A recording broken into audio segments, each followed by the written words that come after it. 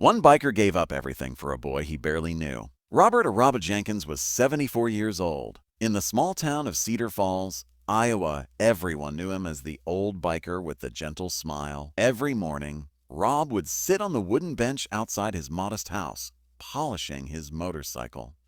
It was a classic 1978 Harley-Davidson, shiny black with chrome that sparkled in the sunlight. That motorcycle wasn't just a machine. It was his pride, his memories, his last connection to the days when his wife, Margaret, was still alive. They used to ride together every summer, across highways, through mountains, and along quiet country roads. After Margaret passed away 10 years ago, the motorcycle became Rob's closest companion. He rode it every Sunday, slowly, peacefully, as if she were still sitting behind him. But one cold November afternoon, something changed. Rob was walking home from the grocery store when he noticed a small crowd outside the town pharmacy. People looked worried. Some were whispering. Curious, Rob stepped closer. In the middle of the crowd stood a young mother holding a little boy in her arms. The boy looked pale and weak.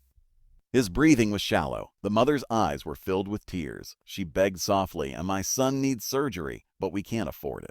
Rob felt his chest tighten. He learned that the boy's name was Ethan, only 6 years old. Doctors had discovered a serious heart condition.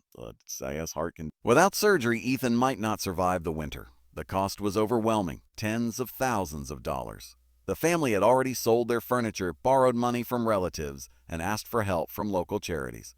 Still, it wasn't enough. That night, Rob couldn't sleep, and he sat in his living room staring at an old photograph of Margaret. In the picture, they were both smiling, sitting proudly on the motorcycle. Rob whispered softly, "What should I do, Maggie?" The house was silent, but deep in his heart, he already knew the answer. The next morning, the sun rose slowly over Cedar Falls. Frost covered the grass. The air felt heavy with winter. Rob walked into his garage. He looked at the motorcycle, polished, perfect, and full of memories. For a long moment, he just stood there. Then he gently ran his hand across the seat and nodded. 2 days later, Rob rode the motorcycle into the city. Not for a ride, for the last time. He parked outside a motorcycle dealership, the same place where he had bought the bike more than 40 years ago. The young salesman smiled. "Well, a beautiful machine," he said. "Are you looking to trade it in?" Rob swallowed hard. "No," he replied quietly. "I'm here to sell it." The salesman examined the motorcycle carefully. Its condition was excellent. After a few minutes, he returned with an offer. It was a fair price, enough to help. Rob signed the papers slowly. His hands trembled slightly. When the transaction was complete, the salesman handed him the check. Rob took one last look at the motorcycle. For a moment, his eyes filled with tears. But he smiled, because he knew why he was doing this. That same afternoon, Rob walked into the town hospital. He found Ethan's mother sitting alone in the waiting room. She looked exhausted, worried, and afraid. Rob approached quietly and handed her an envelope. She opened it carefully. Inside was the check. Her hands began to shake. She looked up at him, confused. "I don't understand," she whispered. Rob smiled gently.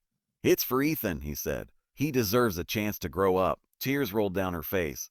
"But this is too much," she cried. "You don't even know us." Rob nodded softly. "You're right," he said. "But once a stranger helped me when I needed it most." He paused, then added, "And now it's my turn." Word spread quickly through the town.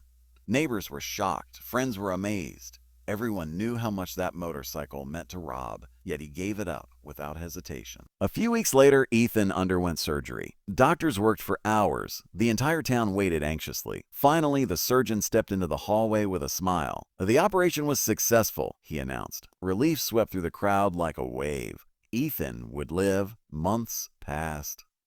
Winter melted into spring. One bright April morning, there was a knock on Rob's door. When he opened it, he saw Ethan standing there, healthy, smiling, and full of energy. The little boy held something in his hands. It was a small toy motorcycle.